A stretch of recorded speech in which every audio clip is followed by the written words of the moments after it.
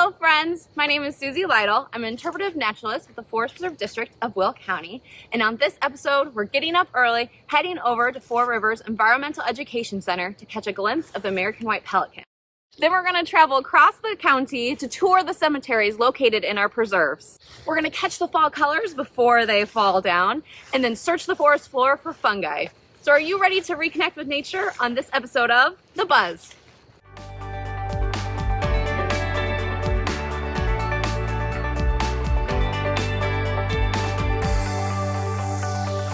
It's that time of year again where the American white pelicans are back in Will County. Yes, you heard me right. We have pelicans right here in our backyard. We've kayaked in the Des Plaines River, found a nice shallow area, stepped out, and saw these pelicans right here. The key is the early bird gets the worm. So the best time to see these pelicans is bright and early. We've been exploring all morning long. We got up early, caught the sunrise, paddled out here, and this is the best spot we've had. There's dozens of pelicans out here. We're in the Des Plaines River next to Four Rivers Environmental Education Center and Front Street in Channahon, right by the boat launch. This is the perfect spot where these pelicans like to hang out.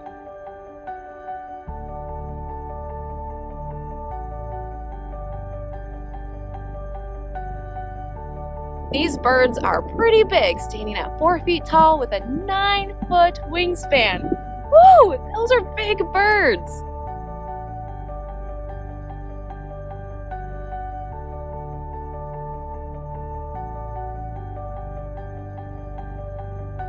They're a little picky about where they breed. In the springtime, they head to about 60 places, including Canada, Minnesota, Dakotas, and you'll also notice that they have a huge horn or bump on their bright orange bills. This bump grows on both males and females when they're looking for the perfect mate. After breeding season, the bump falls off, and then they'll grow a new one next year. Now that it's fall, they're back again, resting and fueling up for their winter grounds. Their winter grounds are down south in the Atlantic and Gulf of Mexico. Although their name suggests that they're all white, they actually have a pop of color that's revealed when they stretch out their wings or when they're in flight. Their wings are dipped in black that makes a striking contrast when they take to the skies. They're pretty graceful in flight, but they need a running start on the water and flapping their wings to get enough speed for takeoff. Sticking together has their benefits. These pelicans work together to catch food. They eat fish, crayfish, turtles, amphibians, and other aquatic critters. They form a line or make a U to congregate the fish in one area, and then use their bills to scoop up a meal. Now look at that huge pouch connected to the bill. That pouch can hold 3 gallons of water, and it's more like a fishing net than it is a lunchbox. It's actually a myth that the pouch is used to store food for multiple days. Really, they use it to scoop up the meal, drain out the water, and then swallow the fish before they head out. Their orange feet are webbed, making them excellent swimmers, but they're a bit clumsy on land. They also sit higher in the water, and that's because they have air sacs underneath their skin to give them great buoyancy. Sometimes you'll spot another bird with the pelicans. These blackbirds are called double-crested cormorants, and they like to join in on the fishing trips. The cormorants eat different fish, and they can actually dive down deeper than the pelicans can. But they better watch themselves on their way up.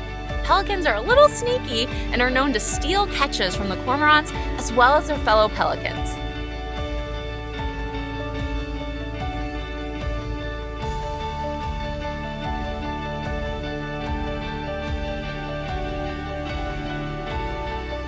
If you're hungry for more pelican knowledge, stop by the Four Rivers Environmental Education Center to meet the very knowledgeable interpreters on staff. They can point you in the right direction for awesome pelican views and other bird spots just like this one in McKinley Woods, Cary Sheraton Grove. Do you love dogs? Do you love helping dogs? The Forest Preserve District of Will County has put together a 2021 calendar featuring our dogs using our local dog parks. The calendars are $15 and all the proceeds go over to the Will County Humane Society. This shelter is the oldest no-kill shelter in the county, so they survive solely on donations, so your help is truly appreciated. It takes $50 a day to feed these dogs, so please act now. Purchase your calendars at willcountydogs.org. The deadline is November 13th. Our preserves include prairies, wetland, and forests, but do you know they also include cemeteries?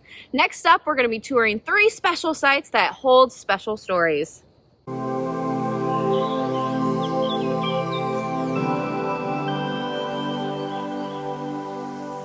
In 1998, the National Land Institute donated Vermont Cemetery to the Forest Preserve District of Will County. This is such a special place. It's only 1 acre, but it has rich natural and cultural history. Because it was a cemetery, there was no grazing, farming, or development, so that left the native plants to thrive. That means it's probably one of the only places in the whole county that looked the same when the Native Americans and the first pioneers settled here. The original deed dates back to 1843. It was later transferred among 11 neighbors in 1848. The cemetery lay neglected until 1961 when Dr. Robert Betts came in to manage the land. He was known as Mr. Prairie because he was the first one to make connection from the cemeteries to untouched prairie habitats. Betts and his team implemented prescribed burns, brush control, along with keeping trespassers out and cleaning up trash. In 1999, Vermont Cemetery, along with the 25 surrounding acres, were designated as a state nature preserve. This includes 70 native species of plants, plus the state and federally threatened Mead's milkweed, along with other grade A species. You'll notice Vermont Cemetery is fenced off. This is because this is a very super special virgin prairie that has never been touched by human development or disturbance. So we want to make sure that this stays protected and keep these stones from being vandalized. This is the Grabe family stone, and while we don't know much about their history, this is very significant because it's the one stone you can see any time of the year from the parking lot. Vermont Cemetery is thought to have gotten its name from the settlers coming here from Vermont. This was one of 4 groups that settled in the township, and they all stuck together according to their national origin. So we find on some of these stones that there are German Bible verses engraved. This is because the Wheatland congregation were mostly made up of immigrants from Germany. This is the Kingsley family plot. It's one of the bigger, more impressive markers here in the cemetery. It also has the earliest person buried here, and in 1840. If you can imagine, if we prescribe burn this area and all the lush vegetation goes away, we can see way more gravestones. There's about 25 markers out here, and most of them are this sandstone, where the inscriptions have been worn away over time. It's also thought that there's probably more buried under the soil here. This marble marker extends back to a whole family plot. It suggests that this one's a little bit more expensive compared to those sandstone markers. This belongs to John Book. What we know about him is he established in the area about 1847 and created a working farm in the area. What's important to note about this cemetery is that it's actually taller, about 12 to 18 inches, than the surrounding land that was once farmed.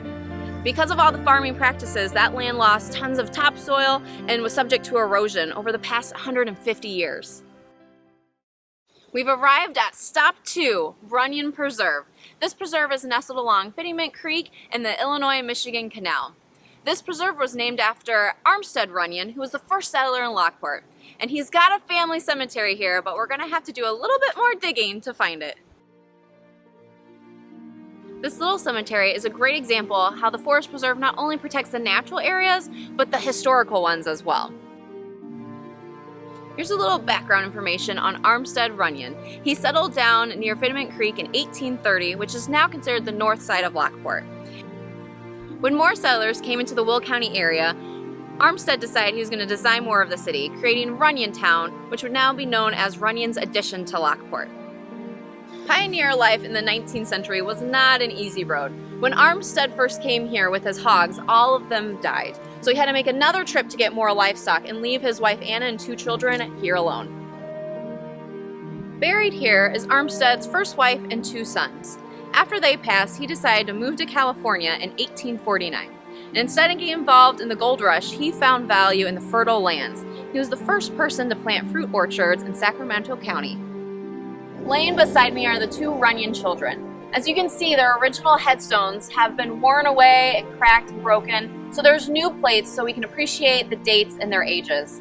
Unfortunately, you can see how hard life was. Here, Oliver only made it to 8 years old, and Winifred didn't even see his 2nd birthday.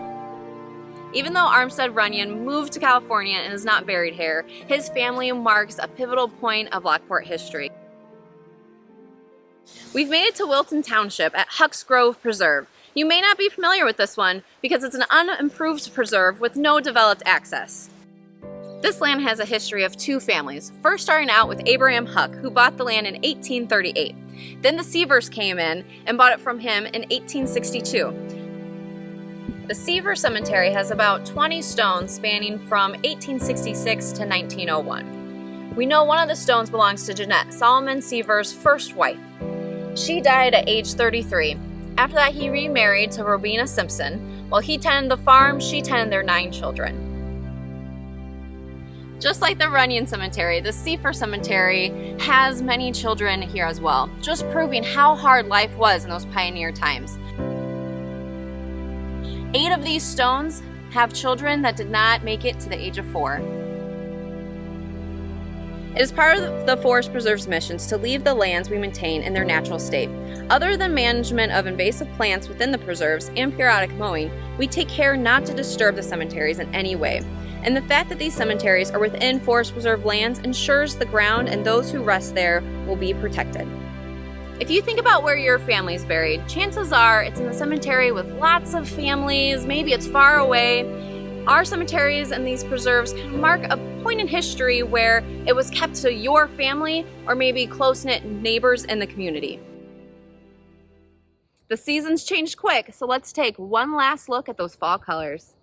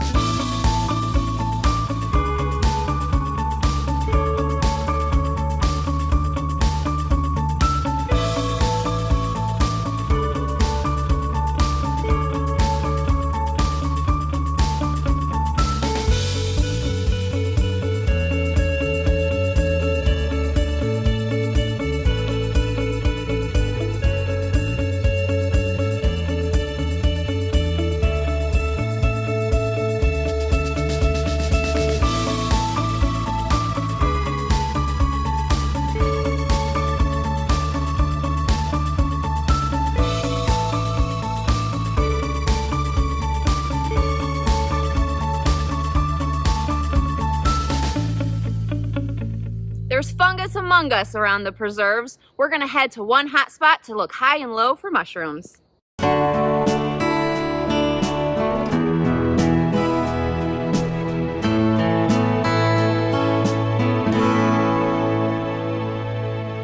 Welcome to Raccoon Grove Nature Preserve. This is a smaller preserve with one trail tucked away in Monee. Now, great things come in little packages. This preserve is known for its showy wildflowers in the spring, and then come autumn, the trees take their turn. You'll be seeing lots of colors of golds and oranges and reds with the maples, hickories, and oaks. And while you're looking for colors, make sure you check the ground for fantastic fungi. We get asked a lot why we don't clean up the forest floor. You'll see a lot of fallen limbs, decaying logs, these big trees like this one. Well, these make great habitat for animals. Smaller things like bugs and beetles, but also bigger things like chipmunks can run along these trees to hide from the hawks above. Bonus, they also provide great place for fungi. So if you're looking to find some mushrooms, keep an eye out at the base of trees, up in the branches, and then among all these logs. Fungi also likes to grow in moist temperatures, so springtime and fall are the best time of year to see if you can spot something good. Besides looking super cool, fungus has jobs in the ecosystem as well. In our day-to-day lives, we see yeast fungus making breads and wines, plus the medical field uses fungus for antibiotics and anti-rejection medicine for organ transplants. In nature, they have roles too. Some can be parasites, but others are pretty beneficial, even having mutual relationships with living things. For an example, fungus and trees work together. The fungus brings the trees nutrients and water, while the tree in return gives it food like sugars. Fungi are the best at recycling wood. They break down dead or decaying matter, turn it into rich nutrient soil, and then return it back ready to support fresh growth. You may know this shelf fungi by two names, pheasantback or dryad saddle. Both names come from the appearance of the fungi. So pheasantback comes from the flat cap with brown scales making like a feather pattern. Some also think that it looks like a small saddle, perfect for the woodland fairy or a dryad. They can grow a foot wide. They can also be attached directly to the tree or sometimes have a thick stem projecting outwards. If you look underneath, they've got pores, a whole system down below. Some say that this one's supposed to smell like watermelon rind. I don't know if I'm getting that smell, but it does smell earthy. We found another shelf fungi. Now this one's a little bit different, grows in a semicircle, almost looks like a hoof, but here's the main thing. It's really hard. So it's brown, hard, and it has these rings growing as well. This is a perennial, so it grows every year, adding a new ring. On the underside, there are white pores. If scratched, they turn instantly brown. So this one's called artist conch, and it's used by artists to make scratch art. So on the back, they can scratch in, let it dry, and the colors may fade, but the engraving sticks around. So you can see the younger ones are brighter in color, fewer ridges and rings. This is an older one I found on the ground. Darker color and a lot of bumps, a lot of rings, meaning that this one grew for many years. When IDing mushrooms, keep in mind that there's lots of different species, so it's easier to kind of group them off. There's puffballs, jellies, sack, shelf, gild, and more. So when I look at these, I notice right off the bat they have gills on their underside. Plus the golden color does help. These are considered golden Filiotas. Now there's lots of different Filiotas species, but you need a microscope to really get in and identify them out. These have the bright yellow, brown scales, and they're even slimy on their top cap. When they start off, they start as a ball, then they cap, and then as they age, they'll flatten out. This fungi is found throughout Will County in many different forest preserves. It's very common. It's known as the turkey tail fungus. It grows in shelves and fan-like, adding that turkey tail pattern with browns, tans, ending with a white border. Now, even though this one's pretty easy to identify, there can be tricky ones out there, a lot of lookalikes. So some may have the same color, but none of the pores underneath, while others may have no color and lots of pores. So you've just got to be careful on all your characteristics. So looking closely, you can see that it kind of shines in the sunlight. That's because there's velvet on these bands. Every other one has hair smooth, creating this very soft texture. On the back, it looks plain white, but if you look very closely, there's tiny little holes making this pretty porous. Now some of the lookalikes may have the colors, but just smooth on the back. Some may have the pores, but none of these bands. Fungi was once grouped together with the plant kingdom, but further research has made it unique enough to have its own separate category. And when I say fungi, I bet your mind instantly goes to the mushroom. So a mushroom is a fruiting body of the fungi. So think of a plant makes a flower that produces fruits and seeds to further growth. Mushrooms produce spores to reproduce. They also have a root system underground called mycelium. This mycelium can travel for miles and even intertwine with tree roots. In fact, the forest soil is made up 90% of fungus. This is a perfect place for this guild mushroom to grow, a nice rotted stump.